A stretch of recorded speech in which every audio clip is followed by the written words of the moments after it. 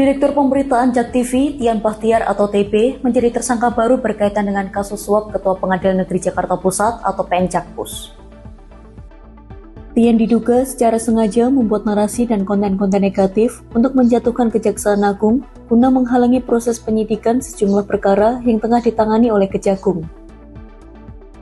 Sejumlah perkara itu antara lain kasus korupsi timah, impor gula, dan ekspor CPO. Tian diduga menerima uang sebesar Rp478.500.000 untuk membuat konten-konten negatif ini. Perbuatannya dilakukan secara pribadi tanpa diketahui atau atas kesepakatan dari jajaran petinggi JAK TV yang lain. Walhasil, uang hampir setengah miliar rupiah itu masuk kantong pribadi Tian. Hal ini disampaikan Direktur Penyidikan Jampitsus Abdul Qohar Afandi dalam konferensi pers di Gedung Kejagung, Jakarta, Selasa 22 April 2025 malam.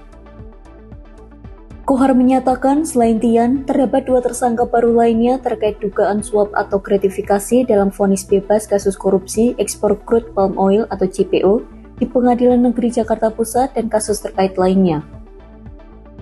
Dua tersangka lainnya adalah Marcella Santoso atau MS, seorang advokat, Junaidi Saibi atau CS, juga seorang advokat. Abdul Qohar menjelaskan bahwa hasil pemeriksaan mengungkap adanya permufakatan jahat yang dilakukan oleh ketiga tersangka.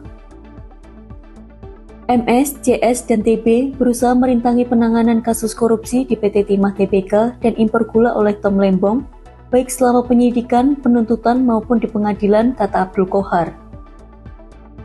TB mempublikasikan konten negatif di media sosial, online, dan TV, sehingga merugikan reputasi kejaksaan dan hak-hak tersangka yang ditangani MS dan CS sebagai penasihat hukum, ungkap Abdul Qohar.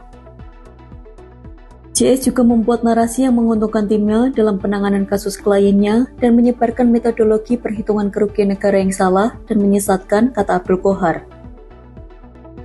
Fakta lain mengungkap bahwa MS dan CS membiayai demonstrasi untuk menggagalkan penyidikan, penuntutan, dan pembuktian di pengadilan. MS dan CS membiayai demonstrasi, seminar, dan podcast dengan narasi negatif untuk memengaruhi persidangan. Konten tersebut dipublikasikan oleh TB di JAK TV, TikTok, dan YouTube, ungkap Abdul Qohar. Abdul Qohar mengungkapkan bahwa tujuan ketiga tersangka adalah untuk membentuk opini publik yang merugikan kejaksaan dalam menangani kasus. Tujuan mereka adalah agar kasus korupsi PT Timah Tbk dan impor gula Tom Lembong dibebaskan atau setidaknya mengganggu penyidikan, kata Abdul Qohar.